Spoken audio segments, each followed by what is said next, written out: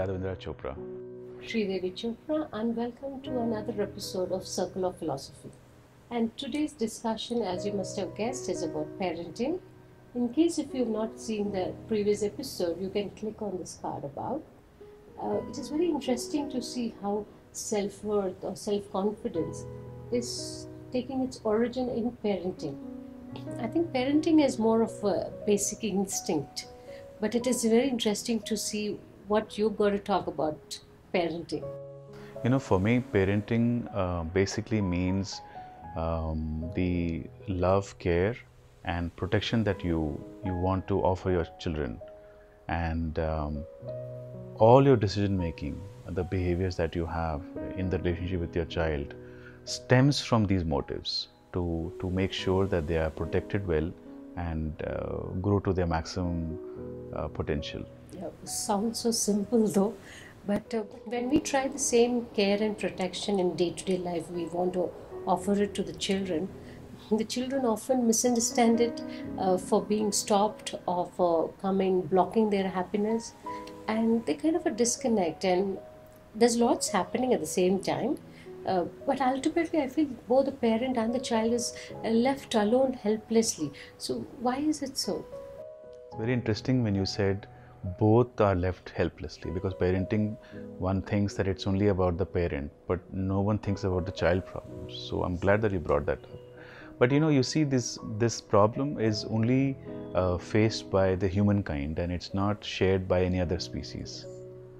Even though all the species also have the motive to protect and care for their offspring, but they don't run into problems like us. But why is it humans have to deal with this? I think just because of the mere fact that we're human who are very complex in our intellectual capacity, the cognitive capacity that we have, which is very good, which is why we have progressed so much in compared to the other species. But all this ability also brings forth a lot of problems. So for us to figure out things as simple as a relationship with a parent becomes a big challenge. But three reasons that come to my mind is, one, about not knowing when to stop becoming a way of interference to your child's growth, and give them the autonomy, unlike other species who instinctively know at what stage they can let their offspring set free, which is a natural problem. The second is a more practical one, where when we are trying to communicate with our children our wisdoms, children don't seem to get it because they simply cannot comprehend the dangers that might come about with the complex framework that our society has, of which we are quite experienced. And the third is more cultural, which is globally and especially in India now, the individual ego being given importance, and children with their gadgets and social media access begin to feel the urge to have their own identity at such an early age, even though they don't have enough experience in life. Yes. And this itself is a recipe for the challenge that one has as being a parent. Let me just put that together. So, in short, you're saying the parent not knowing when and how to regulate the care and protection to the young ones, and the child not able to decode the dangers in society, and thirdly, the child as an individualistic ego which develops at an early age. These three kind of contributes to a bridge or a disconnect. That's correct. And you says it is inevitable, so most of us face it. We all face it. But then how do we bridge this gap? It is a little difficult problem, because the point number one, where how do you find out when to give autonomy to your children and to what level, at what stage, is something which each individual and situation calls forth examination.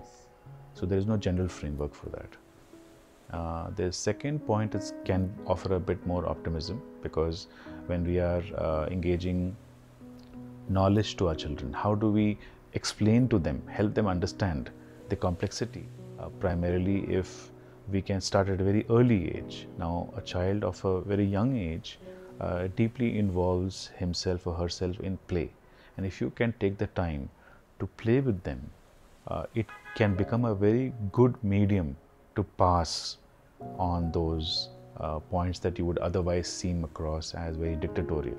Now, for example, in our case, my son, he plays Transformers and dinosaurs, and he loves doing that, and I take the time to play with him.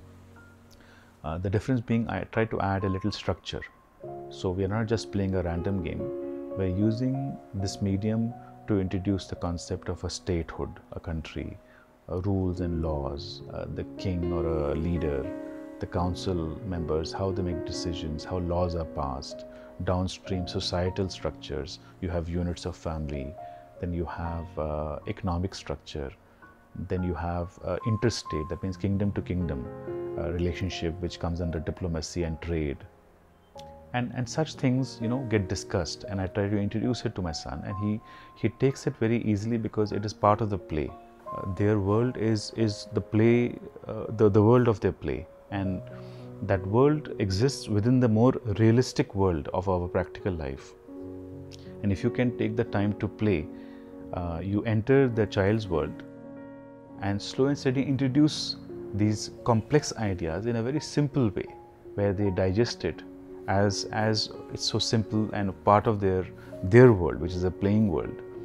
And the third is the cultural part. Again, it is something which is very difficult to overcome because globally individual ego is being given so much emphasis. You can't expect your children to totally comply to your demands. Okay, so helping them get knowledge about the society we live in, indirectly telling them the dangers of the society, is the whole space where the parenting role comes in, I guess, because most others are situation based and cannot be generalized. But in this, the play is very interesting from younger children's. But what about the preteens and teens, where the disconnect is more prominent? It's a good point that you're making, because if you're not done your time playing with your child at an early age, you will find a big disconnect, a communication gap with your teenage daughter or son. And that is where you might tend to become more assertive or aggressive, because you simply don't understand what they're thinking. So at this point, my suggestion would be, if you can ask yourself a question, whether you find your child interesting. Are you interested in your child's life? And when you ask this question, the question brings forth the idea, how much do you listen to your child? And here, when you're talking about listening, how much do you listen to a child's opinions? Because by the time they're teenagers, they have opinions, a lot of opinions. And if you're able to somehow withstand this natural urge to protect the child and make sure they are cared for, which comes in the way of being overpowering and impinging, you just listen to their opinions, how they feel about things, how they make sense of things. Somewhere there's a rapport that gets built up. And if you're able to do that, I think it somewhere compensates for all the time that you have lost in their formative years of play. So teenagers barely talk, but even I think even if they do, I think we need to just take it as an opportunity to build the interest, because young children do talk a lot, but I think they talk a lot, which sometimes like about their dreams, their thoughts, their plans, which don't seem maybe practically possible or a little silly. But I think it is important for a parent to take it more genuinely, even though if it doesn't kind of make sense in the experienced minds we have. It springs from the idea of respect. Why would a teenager not talk to you? Is because they are convinced that you will not respect their opinions, because you're not taking interest to know why they have those opinions. So here, having interest in your child, developing interest in your child is deeply connected and tied to the idea of respect.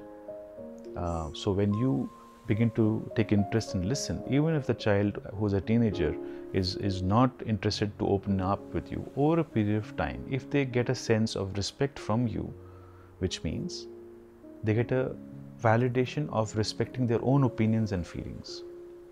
they will begin to open up.